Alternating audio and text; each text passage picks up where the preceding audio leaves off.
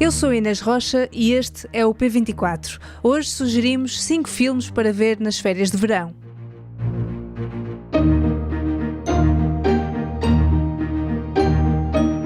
Se gosta de cinema e de aproveitar as férias para ver aquele filme que perdeu durante o ano, este episódio especial é mesmo para si.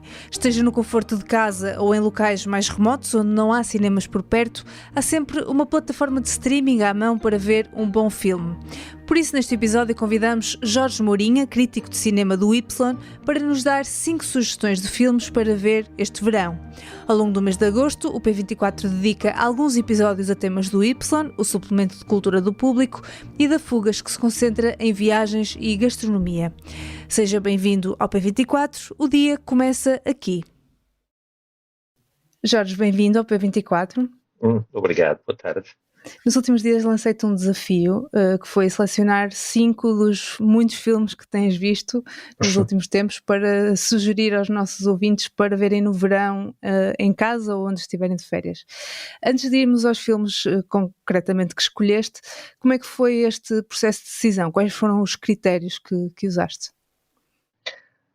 Não foi muito difícil, foi uma questão de olhar para aquilo que está neste momento disponível em várias das plataformas de streaming portuguesas e depois de escolher coisas que, por um lado, me pareciam super interessantes e que as pessoas talvez não tenham necessariamente prestado muita atenção quando apareceram no streaming, porque a oferta é tanta, é normal que as pessoas percam um bocadinho e que já não saibam às tantas a quantas andam. Eu próprio tenho esse problema, portanto, se eu tenho esse problema, imagina outros. E a partir daí foi um bocadinho também escolher aquilo que estava disponível, aquilo que tinha aparecido recentemente, mas também coisas um bocadinho mais antigas, que pudessem funcionar como para aguçar o apetite para as pessoas irem à procura de outras coisas por sua livre e espontânea vontade. Porque às vezes é um bocadinho como a internet.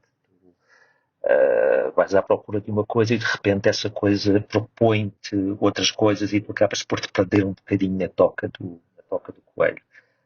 E foi um pouco essa a ideia, ou seja, 2 das minhas escolhas são precisamente para as pessoas entrarem na toca do coelho e depois irem à procura de outras coisas que lhes possam agradar dentro dessa lógica.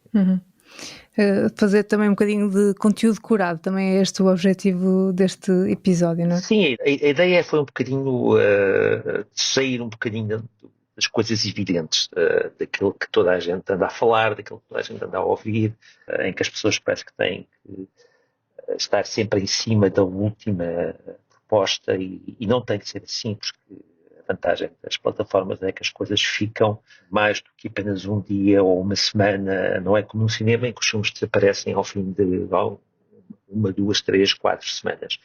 No streaming elas estão lá durante meses e, portanto, também é bom às vezes ir um bocadinho à procura de coisas que não fossem evidentes.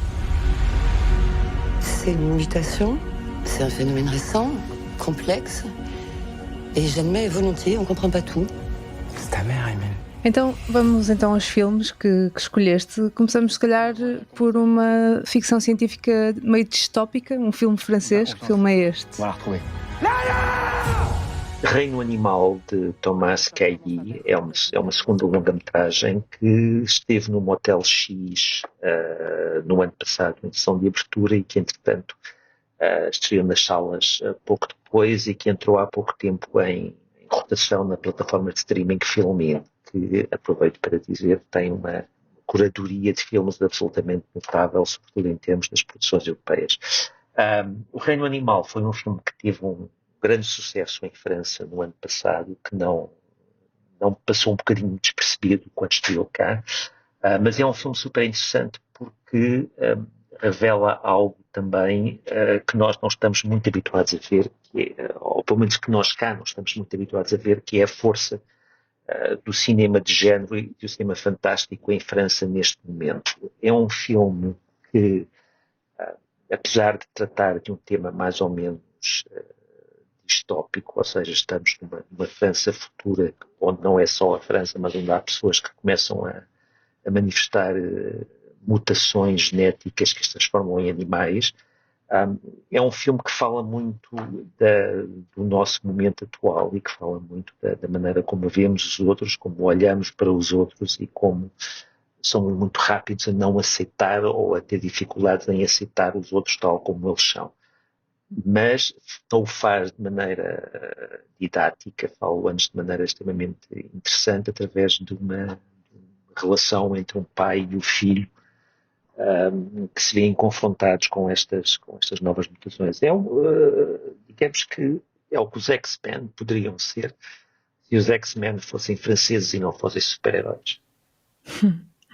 Ok.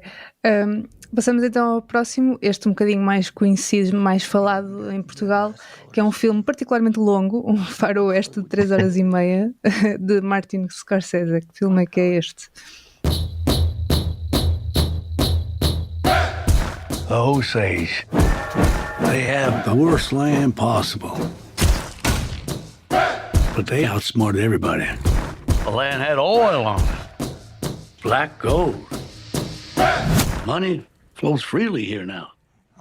Eu gostei muito do Assassinos da Lua das Flores. Digo sempre da Rua das Flores, que é uma estupidez por causa do livro do Essa, mas o filme chama-se Assassinos da Lua das Flores. É um filme que eu gostei muito quando estreou em sala o ano passado e teve aliás, bastante sucesso nas bilheteiras. Mas parece-me também que, precisamente devido à sua longa duração de 3 horas e 15, é um filme que ganha também em poder ser digerido com alguma calma, e que permite uma outra atenção quando estamos a vê-lo em casa, porque de facto é um filme de tal maneira denso e de tal maneira interessante. O filme baseia-se num caso verídico que aconteceu nos Estados Unidos, no início do século XX, e é um filme que se baseia numa obra literária de não ficção, que trata precisamente da maneira como os índios, detentores de terras com petróleo, foram sendo sistematicamente eliminados pelos brancos que queriam tomar posse dessas terras. É um filme que me parece bastante bom, quer dizer, eu sou muito fã do Martin Scorsese e sei que este é um filme que há muita gente que não considera um dos seus grandes filmes, mas não faz mal, porque um filme menos bom do Martin Scorsese é sempre melhor do que continua a ser um bom filme, não é? Certo. Então passamos agora a um drama britânico. Esse não chegou a passar pelas salas de cinema em Portugal, com exceção do Indie Lisboa, certo? Exato. Desconhecidos, que é o título português para All of Us Strangers, um realizador britânico chamado Andrew Hay, é de certa maneira aquilo que se poderia chamar hoje um filme de culto, porque é um filme que teve críticas extraordinárias em todo o mundo, mas que teve uma difusão um bocadinho atabalhoada. Foi um filme que foi lançado nos Estados Unidos e em Inglaterra antes do Natal, com expectativas para os Oscars, mas que ser ignorado pela Academia, e como tal foi um filme que ficou um bocadinho órfão por parte da distribuidora. Cá apareceu apenas no Disney Plus, onde está em streaming já há vários meses, e é um filme que de facto, como dizes, só teve o Indie Lisboa como única sessão pública, e acho que, pelo que me disse, a organização foi bastante complicado de montar. Hello. Hi. Saw you looking at me from the street. I'm assuming you're not with anyone. Never see you with anyone. Para mim é um dos melhores filmes, não apenas é a prova de um ótimo cinema britânico que se está a fazer e que nem sempre chega a Portugal como deve ser, substituído pelas produções de época, pelos Downton Abbeys e pelas últimas sessões de Freud, que perpetuam uma ideia do cinema inglês um bocadinho convencional e um bocadinho formatado. E isto é exatamente o contrário disso. É um filme extremamente moderno, extremamente interessante, que tem 2 dos atores que neste momento mais agitam a internet, que é o Paul Mescal, que vai ser o novo gladiador de Ridley Scott, e o Andrew Scott, que as pessoas recordam como o padre sexy do Fleabag, e que tem também dois outros atores excelentes, que é o Jamie Bell, revelado pelo Billy Elliot, e a Claire Foy, que foi a primeira Rainha Isabel e The Queen, e é um filme que prova que com apenas um excelente argumento, muita sensibilidade e 4 ótimos atores é possível fazer um filme que mexe connosco e que nos fica na cabeça. Agora passamos da ficção para um documentário sobre um realizador italiano bem conhecido. Sergio Leone. No one's ever made movies like him, before or after. É um filme que está um bocadinho desconhecido, ou seja, é também um documentário que, ao contrário de muitos outros, não chegou à sala em Portugal, está apenas na plataforma Sky Showtime, mas é um documentário extremamente interessante que começou pelo circuito de festivais, chamado Sergio Leone, o italiano que inventou a América. Sergio Leone é evidentemente o realizador da trilogia do Western Spaghetti que revelou Clint Eastwood, por um punhado de dólares, por mais alguns dólares e bom mau vilão, e depois realizou Aconteceu no Oeste e Era uma Vez na América. Portanto, é um cineasta de uma importância enorme para o cinema italiano e mundial do século XX. Este documentário, que tem a participação e a produção também dos filhos de Sergio Leone, vai falar com toda a gente, literalmente, que trabalhou com ele, desde o realizador Dario Argento, de Clint Eastwood, Robert De Niro, que filmou Era uma Vez na América, Jennifer Connelly. Mas é um documentário que explica também de onde é que vem o amor pelo cinema que Leone tinha e que nos conta e que nos faz também olhar para um período muito importante do cinema europeu, que foi o cinema italiano dos anos 50 e 60, pós-guerra, onde ele nasceu, e a maneira como ele sonhou e imaginou a América, que depois filmou, raramente na América, curiosamente, porque os seus westerns eram filmados em Espanha, mas de certa maneira, mesmo sem pretender, ele criou todo um imaginário americano que foi posteriormente recuperado, influenciou mesmo cineastas como, por exemplo, Quentin Tarantino, que também aparece no falar. E por fim, escolheste uma série documental que está na Max. Que série é esta? Right before the pandemic started, one of Paul Newman and Joanne Woodward's kids approached me to direct a documentary about Paul and Joanne.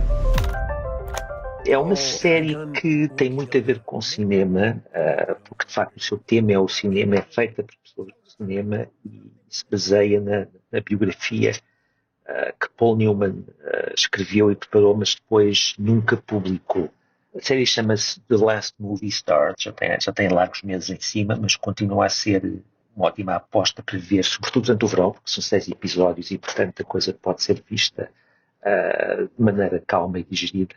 A série foi realizada por um ator muitíssimo conhecido chamado Ethan Hawke, e o que ele faz basicamente é fazer uma história do percurso de um casal extremamente importante no cinema americano da segunda metade do século XX, a partir do pós-guerra, Paul Newman, uma vedeta que não precisa, penso eu, de apresentações, e a sua esposa Joanne Woodward.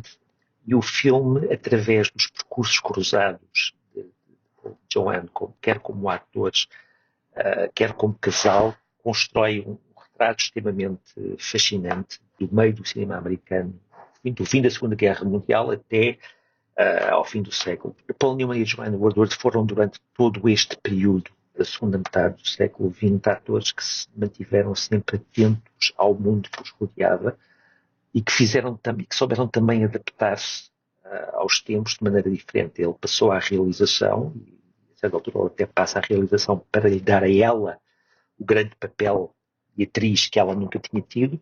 Mas há também um lado muito interessante, que é o facto de serem atores que mantiveram até ao final da sua carreira uma dimensão de estrelas, de vedetas de cinema que hoje já quase não existe.